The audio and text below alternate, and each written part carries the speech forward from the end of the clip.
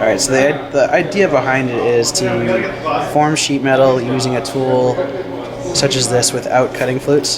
This one happens to be carbide.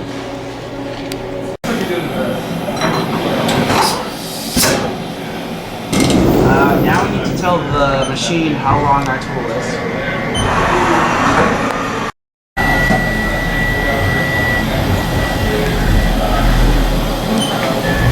So that's saying the origin point.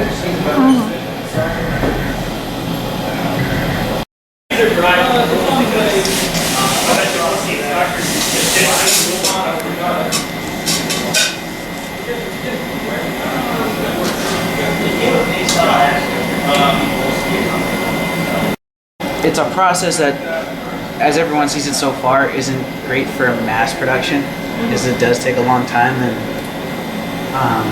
But as a benefit, they think it'd be great for making prototypes. It doesn't require the use of the time and money spent making dies to then stamp parts such as this. The only thing you need is a backplate, the shape of the piece that you're going to form. So I've seen squares, I've seen cones. Those are just most of the experimental people that are playing around with it. They've even gone as far as starting to make parts such as headlight housings, so the housing behind where your headlight is in your car. Seen sinks, tubs.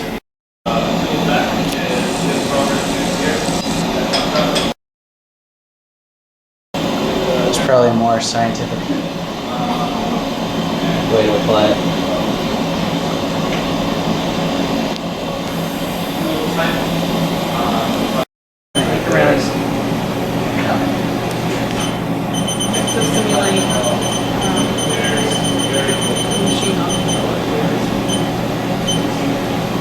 See, we're going to incrementally step our way down, and what you can't really tell from this, but as we go in, we're also going down.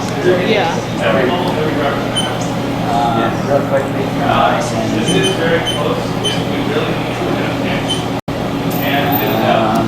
Add 2 inches above our working piece before we start.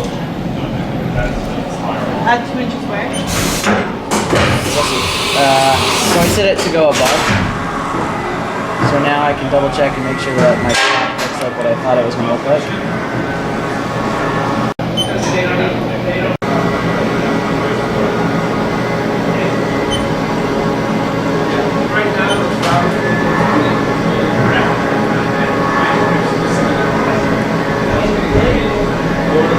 So we can approximate the thickness of our formed part with the sine law, the law of sines. So we know the thickness of the material we start with, and we know the angle that we're trying to form at.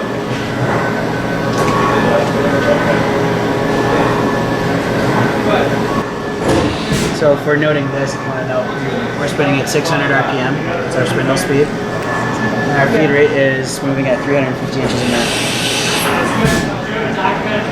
Using that sine law, you're going to find yourself that at certain angles you thin your material up to 0. So when you get to 0, then you have a tear. Oh. And you'll see that. Also, people have talked about, I haven't seen it yet, but if you heat up your part too much and you don't have proper lubrication, then you can have cracks as well. Yep, so they form down, on the people that get the more vertical walls, is they actually take multiple passes to form it down.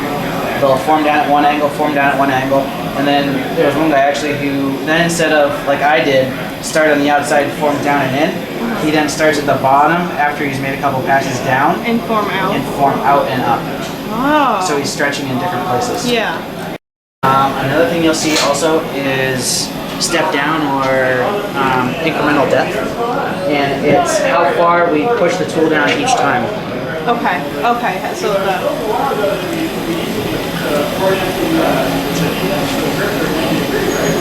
and so you can't go too far or else.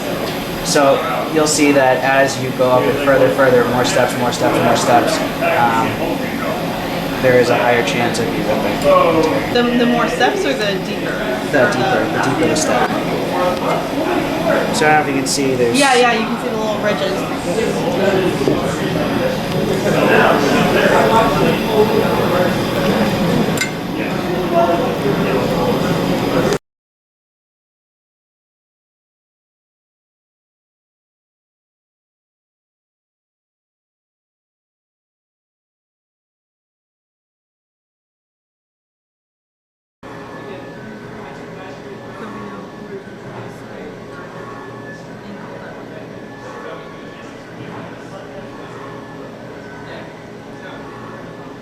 Is it showing up?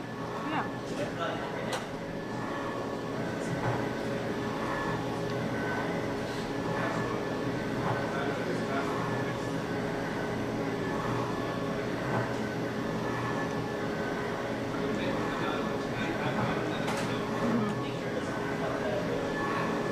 Take it off for me.